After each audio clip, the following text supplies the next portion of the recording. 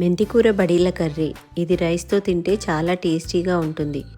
మెంతికూర హెల్త్కి చాలా మంచిది, కానీ అది కొంచెం చేదుగా ఉంటుంది. ఈ ప్రాసెస్లో కర్రీ చేస్తే అసలు చేదు అనేదే ఉండదు.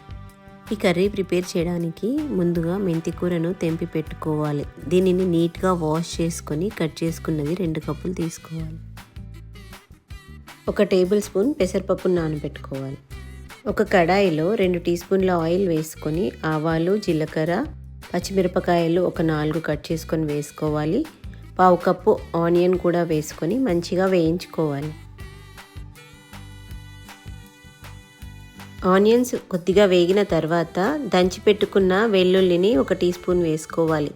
1/2 టీ స్పూన్ పసుపు కూడా వేసుకొని కట్ చేసి పెట్టుకున్న మెంతికూరను వేసి ఫ్రై చేసుకోవాలి.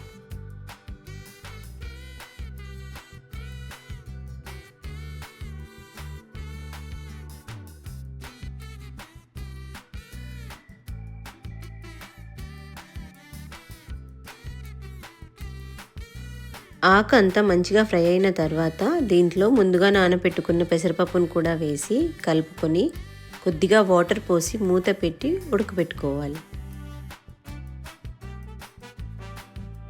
ఈ కూర ఉడికేలోపు శనగపిండితో బాల్స్ ప్రిపేర్ చేసుకోవాలి. ఒక బౌల్లో టేబుల్ స్పూన్ శనగపిండి వేసుకొని దాంట్లో 1/2 టీ స్పూన్ ఉప్పు, 1/2 టీ స్పూన్ కారం, 1/2 టీ స్పూన్ ధనియాల పొడి, 1/2 టీ స్పూన్ ఆయిల్ వేసుకొని బాగా మిక్స్ చేసుకోవాలి.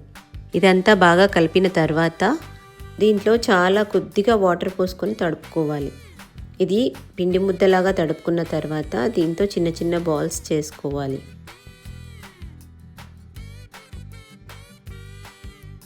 వాటర్ ఎక్కువైతే పిండి మెత్తగా అయిపోతుంది, బాల్స్ సరిగా చేయడం రాదు. ఈ విధంగా పిండిని కొద్ది కొద్దిగా తీసుకొని బాల్స్ లాగా చేసుకోవాలి.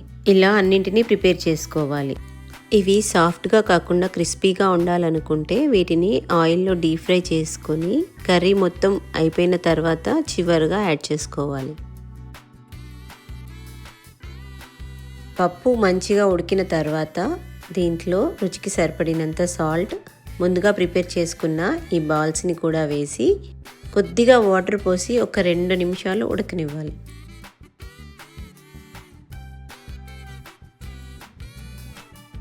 కర్రీ స్పైసీగా కావాలనుకుంటే కొద్దిగా మిర్చి పొడి వేసుకోవచ్చు. చివరగా కొత్తిమీర వేసి కలుపుకొని సర్వ్ చేసుకోవాలి. కర్రీ రైస్తో తింటే చాలా టేస్టీగా ఉంటుంది.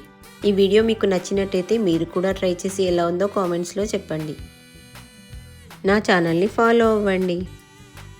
ఇప్పటి వరకు నా ఛానల్ని సబ్స్క్రైబ్ చేసుకోకపోతే సబ్స్క్రైబ్ చేసుకోండి.